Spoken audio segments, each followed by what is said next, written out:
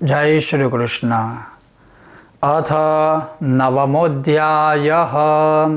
गरुड़ पुराण का प्रेतकल्पसार उद्धार का नवा अध्याय।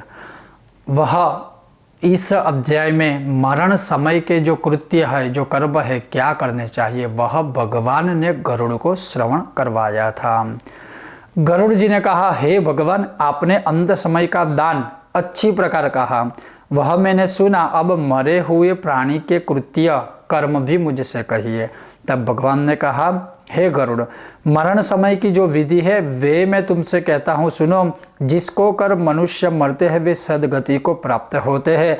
जीव जिस समय प्रारब्ध कर्म योग से शरीर को छोड़े तब तुलसी के समीप एक गोमय का मंडल करे। उस मंडल पर तिल, स्वच्छ कुशा आसन बिछाकर उस पर शालिग्राम की मूर्ति स्थापित करे। अनेक पापादिकों को नष्ट करने वाली शालिग्राम की जहाँ मूर्ति है उसके समीप रहने से प्राणी की निश्चय ही मुक्ति होती है। और संसार के ताप को मिटाने वाली तुलसी वृक्ष की छाया है, उसके समीप निश्चय मरने से मुक्ति होती है। जिसके घर में तुलसी का वृक्ष है वह घर तीर्थ रूप है और उस घर में यमदूत कभी नहीं आते। तुलसी की मंजरी से युक्त होकर जो प्राण त्याग करे वह अनेक प्रकार के पापों से युक्त हो फिर भी यमलोक में नहीं जाता। तुलसी पत्र को मुख में रख कुशा के आसन पर मरे वह मनुष्य पुत्रहीन होने पर भी वैकुंठ लोक में जाता है। 3 प्रकार के तिल, दर्भ और तुलसी पत्र है। ये सब नरक में जाते हुए प्राणियों को बचाकर सद्गति कराते हैं। भगवान कहते हैं, मेरे पसीने से तिल उत्पन्न हुए हैं, इसलिए तिल जगत के पवित्र कारक है। तिल दान से असुर, दैत्य, दानव आदि भाग जाते हैं। हे गरुड़, ये दर्भ मेरे विभूति है और ये मेरे रोम से उत्पन्न हुए हैं, इसलिए इन दर्भों के स्पर्श करने मात्र से प्राणी स्वर्गलोक चले जाते हैं।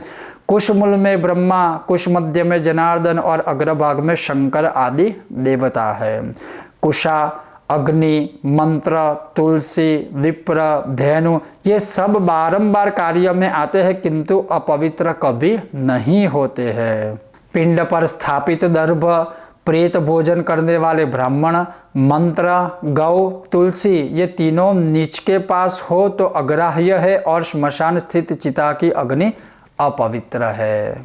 गोमय से लेपन कर उस पर दर्भ बिछाकर मरणांत कर्म पृथ्वी पर करे। आकाश में मरने वाले की शैया नहीं करे। मंडल पर ब्रह्मा, विष्णु, महेश्वर, अग्नि इत्यादि सब देवता स्थित रहते हैं, इसलिए मंडल अवश्य बनाए।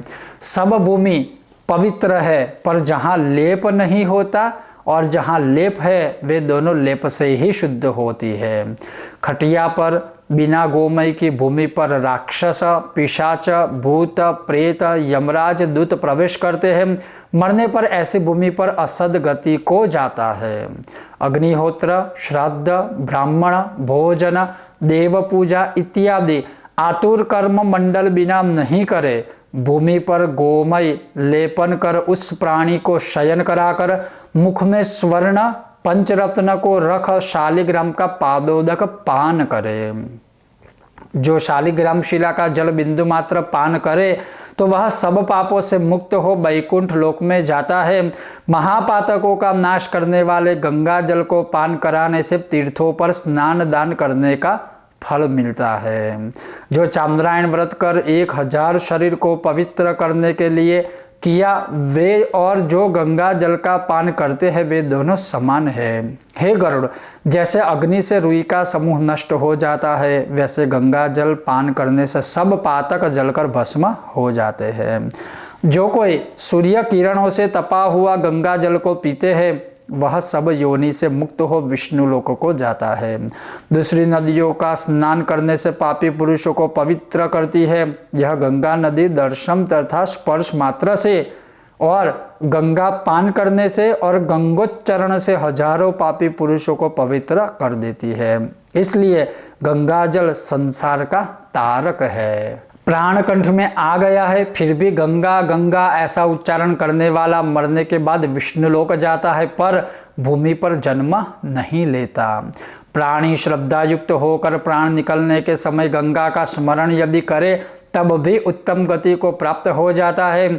इसलिए गंगा का ध्यान करते हुए नमस्कार करें। गंगा जल का पान कर श्रीमद् भागवत का श्रवण करने वाला मोक्ष को प्राप्त होता है।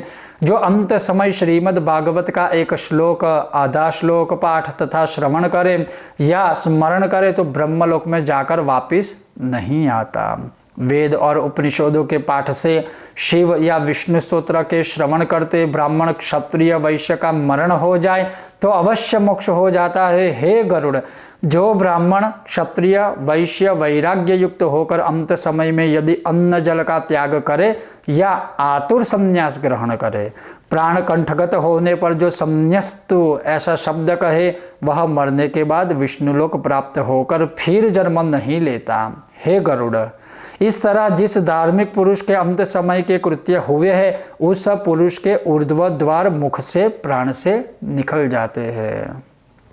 मुख, नेत्र, नासिका, कान, इन द्वारों को ऊर्ध्व द्वार कहते हैं। इन द्वारों से अच्छे पुरुषों के प्राण निकलते हैं और योगियों के दशम द्वार तालु से प्राण निकलते हैं। प्राण और अपान ये दोनों नाभि स्थान में रहते हैं, जबकि ये अलग अलग अपने होते हैं। तब सूक्ष्म होने से वायु उस शरीर रूप पुतले से निकलता है। उस वायु के निकलने के बाद यह शरीर गिर जाता है, जैसे बिना आधार वृक्ष वायु बल से नीचे गिर जाता है। प्राणी जब शरीर को छोड़ता है तब चेष्टा रहित यह शरीर दुर्गंध युक्त होकर तथा निंदनीय हो जाता है। फिर कोई भी इस शरीर को स्पर्श नहीं करता है। शरीर की तीन अवस्था होती है। प्रथम तो इसमें जीव पैदा हो जाते हैं या जानवर खा जाते हैं। इससे तो उसके उदर में विष्ठा हो जाती है, या बांधव आदि मिल जावे तो जलाकर भस्म कर देते हैं। ऐसे शरीर को प्राप्त कर क्षण भर में नष्ट होने वाले मनुष्य क्या अभिमान करते हैं। और शरीर से पंच महाभूत निकलकर पंच महाभूत से पृथ्वी, पृथ्वी में जल, जल में तेज, तेज में वायु और वायु में लीन हो जाते हैं। वैसे ही आकाश, आकाश में और देहादि से जो आत्मा है वही सर्वव्यापी सुखकारक तथा बंधन रहित जगत का साक्षीभूत अजर अमर है। ऐसा वह आत्मा शुभ अशुभ फल को नहीं भोगता। वह आत्मा 10 इंद्रियों से व्याप्त तथा शब्द, स्पर्श, रूप, रस, गंध, काम, क्रोधादि से युक्त है। वह अन्नमय, प्राणमय, मनोमय, विज्ञानमय, आनंदमय इन 5 कोशों से व्याप्त है। ऐसी जीवात्मा शुभ वासना से युक्त होकर अपने काम द्वारा नवीन शरीर में प्रवेश करता है। जैसे घर में आग लगने से मनुष्य नूतन गृह में प्रवेश करता है, ऐसे जीव के निकलने के समय छत्र चामर से युक्त होकर सुवर्ण आदि घुंघरू बंधे हुए ऐसे विमान को लेकर विष्णु पार्षद आते हैं। वे देवदूत हैं। धर्मसार को जानने वाले बुद्धिमान तथा सदा धर्म में श्रेष्ठ कहे जाते हैं। उनको ऐसे विष्णुदूत अपने धार्मिक विमान में बैठाकर स्वर्गलोक ले जाते हैं। धार्मिक पुरुष तत्काल दिव्य देह धारण कर उज्ज्वल वस्त्र, पुष्पादि की माला तथा सुवर्ण रत्नों से आभूषण सहित वह महान प्रतापी मनुष्य अंत समय के दान के पुण्य से देवताओं के पूजन योग्य क्षण भर में स्वर्गलोक को जाता है। इसलिए आतुर कर्म अवश्य करें।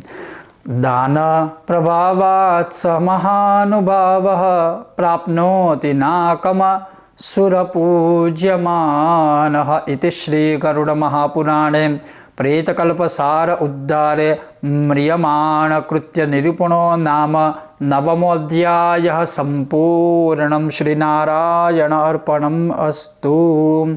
तो ये था प्रेतकल्प सार उद्धार का गरुड़ पुराण का 9वां अध्याय, जिसमें भगवान ने जो कुछ भी गरुड़ को कहा था वही मैंने आपको श्रवण करवाया। ऐसे ही पूरी इस सीरीज़ को सुनने के लिए पिछले भागों को अर्थात इसके बाकी के अन्य जो पहले भाग अपलोड किए हैं वह अगर आपको देखने हैं, श्रवण करने हैं, तो प्लेलिस्ट को चेक कीजिए या हमारी चैनल को आप विजिट कर सकते हो। और आने वाले बाकी के जो अध्याय है उसको श्रवण करने के लिए देखते रहिए कर्मकांड बाय आनंद पाठक। आपको अगर यह विषय वीडियो पसंद आए तो बिना भूले वीडियो को लाइक करें, ज़्यादा से ज़्यादा शेयर करें और हमारी चैनल को सब्सक्राइब करें। आप सबका बहुत बहुत धन्यवाद। जय श्री कृष्ण। ओम नमो नारायण। ओम गणेश।